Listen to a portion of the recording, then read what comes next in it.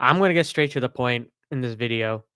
The Chicago Bears need and absolutely need Ben Johnson to be their next head coach for the 2025 NFL season. Plain and simple.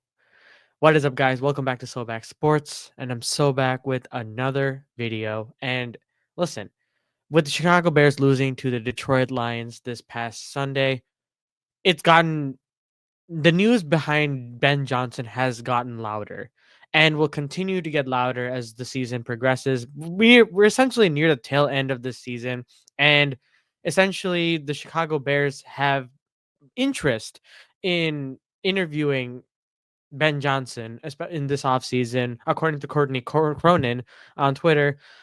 And it's gotten to the point where, initially it was like a debate between Mike Vrabel or some other head coaches that were options like Liam Cohen and so on and so forth, Joe Brady as an offensive minded head coach.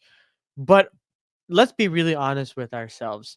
Caleb Williams is going into his second year with potentially a new head coach and a new offensive coordinator.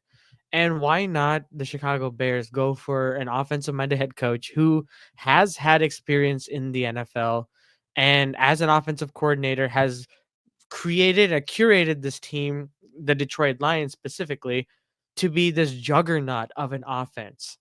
And you can see the numbers right here. I have the numbers as well as this finishing the season in second in passing in 2023 and total offense in fifth. And currently, right now, you can even see that they're the number one offense. They're the most dynamic, the most intuitive, and the most innovative offenses that you could ever see. And we saw that on full display against the Chicago Bears, where they were essentially running whatever they wanted and whoever they wanted as well. You could even say go back to the Thanksgiving game when they had Penei Sewell going for, a pass, saying touchdown in the red zone. And obviously that didn't end up being a touchdown and it ended up being a loss on the yardage. But you got to be really stoked when you see Penei Sewell, an offensive lineman, going in for a touchdown or touchdown pass, really.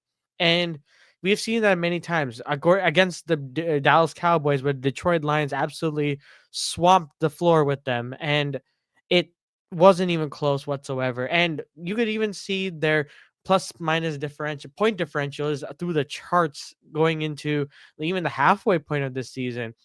And currently, they're the only the team besides the Kansas City Chiefs that have 13 wins to their name, and they've only broken records considering that the Detroit Lions have been wanting to, break out of that cycle of being, you know, the NFL's basement team essentially. And Ben Johnson, has been on the Detroit Lions staff since 2019 and has been the team's offensive coordinator since 2022. So as of right now, he has 2 years.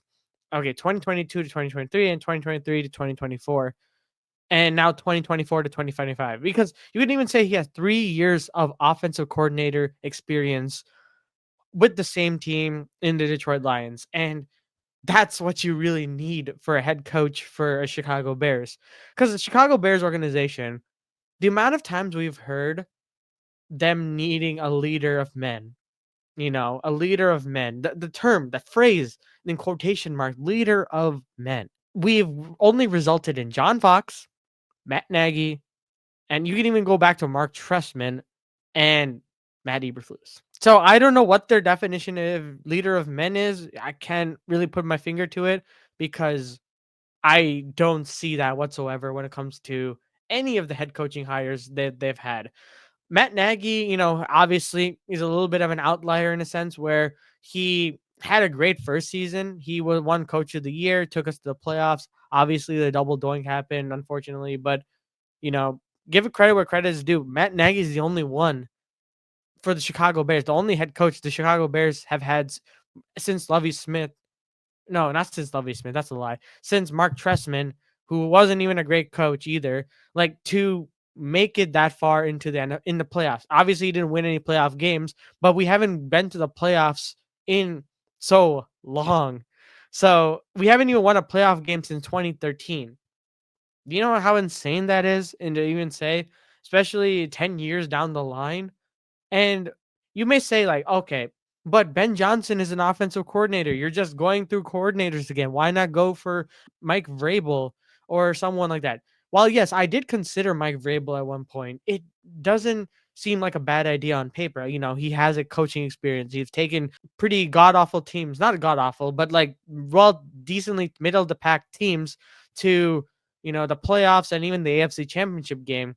But he does have his flaws, and his flaws really stem from him picking an offensive coordinator. And while it's not a bad thing, we can obviously get an offensive coordinator to support that.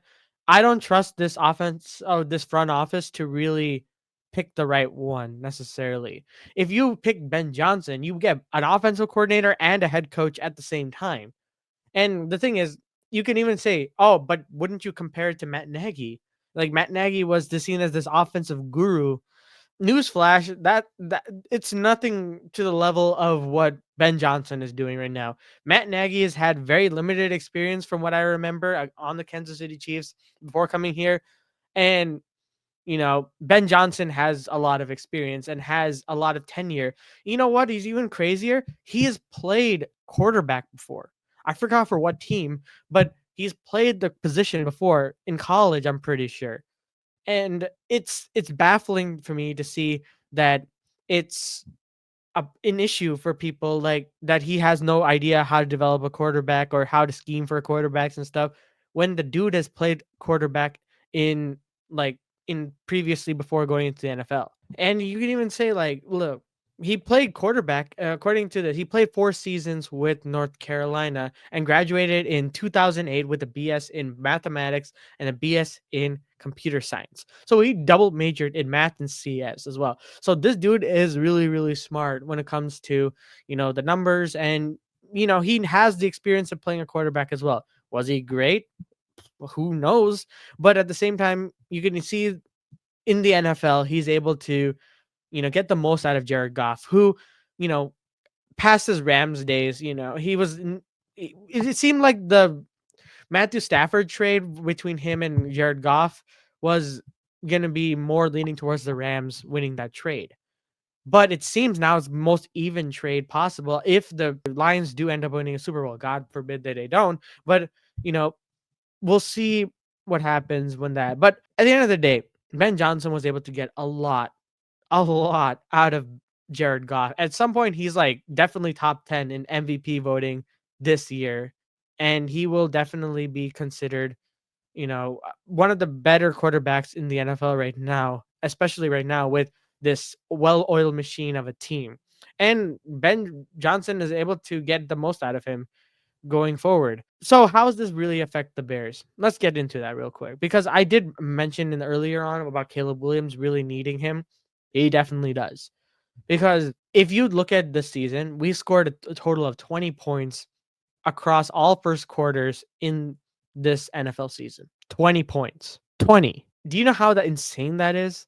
20 points across the amount of times we have not scored a single point in the first half is absurd. And this offense has been very anemic, and somehow Caleb is still able to put up 3,200. No, 3,900. No, how what am I saying? 3,250 passing yards, and is able to run something on this offense. And you know, Thomas Brown, give credit where credit is due. He did help Caleb Williams when Shane Waldron got fired, was able to make him a little bit more competitive and, you know, get out of his head. Because there was a point where it seemed like, you know, they were going to ruin Caleb Williams, which, you know, that's still not off the table, knock on wood. But it's gotten to a point where Caleb is too good, genuinely too good for us to ruin.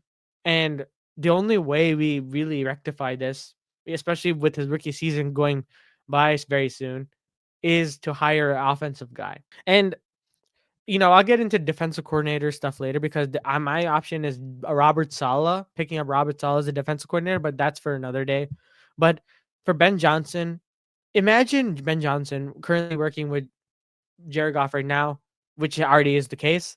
But imagine him working with an even more talented number one overall pick in Caleb Williams, in a more mobile, more athletic, has a lot of zip to his ball, and has the ability to, create plays on his feet and, sling the ball as well.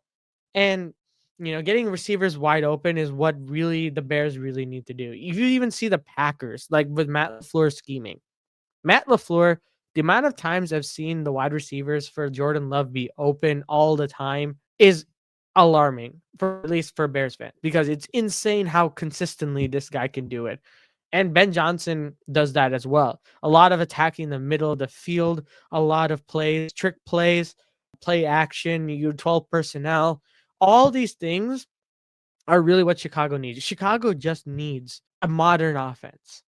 That's what we've been searching this whole time. And we have a modern quarterback with Caleb Williams, who can, throw the ball really well and can, utilize his mobility and can create plays on the go. Improviser really too. So implementing him with Ben Johnson's scheming is a recipe for success. And imagine how, if you're going to Soldier Field and you're a Bears fan, you can imagine going to Soldier Field and seeing the amount of points and the amount of trick plays, the amount of like, oh wow, that play was good. Oh wow, that play was good. Instead of, you know, ooh, we have to 3 and out, another 3 and out. Oh, punt, great, the punt team, yay, hooray. That's not the way we should, like, we have to really get back to being a modern offense. Or not back to, we need a modern offense. We still are trying to get to that 4,000 yard passing quarterback. Caleb could have almost got there, but he's gotten close to what he could have done because he had some bad games in the middle of the season, and he was able to salvage it and get to about 3,000. He could end the season with 3,500 to 3,600 yards. We given the last two games if he plays. So long story short, I know this video has gone too long, and I've already said what I really need to do. The Bears really need Ben Johnson. Like, please, Ben Johnson. I swear to God. Please. Like, McCaskey's, like, front office, give him a blank check. Just give him a blank check and say, name your price, come to us, save us, because we really need to do that. And this also talks about, Ryan Poles as well. It's going to be a little bit of a tricky situation because I think right now, the usual process of hiring a head coach is that the GM ends up hiring him. But if Ryan Poles ends up letting let go or leaving because of the dynamic currently, because Kevin Warren is being taking over, you got to take that into consideration as well. Because the Bears have always done it backwards. We've hired the head coach before the GM and the GM before the president. We always do the backwards thing. And even in personnel as well, we don't build the trenches, we get everything else and then work on the trenches. Which this season, with all the pieces that we have, Ben Johnson can work with. If Ben Johnson's the head coach, he can draft for us. He can pick up as many offensive linemen that he can and get the D line right where it needs to be. And we are golden. And in free agency too, you know. And I think with Ben Johnson's ability to utilize offensive linemen, I think that he can really pick out some really, really solid offensive linemen for this team, because we're probably not going to keep Tevin Jenkins. And Braxton Jones is a very questionable player right now. And, the only bright spot on that offensive line is really Darnell Wright. And Darnell Wright's the only one really has promise. So that's going to conclude for this video. I hope you guys enjoyed. Please don't forget to like and subscribe. It really means a lot to the channel. It really helps me create content like this for you guys. Let me know what other topics you want me to talk about when it comes to the Chicago Bears or even any other team as well. I'm always open to that. And as always, guys, I'll see you guys in the next one.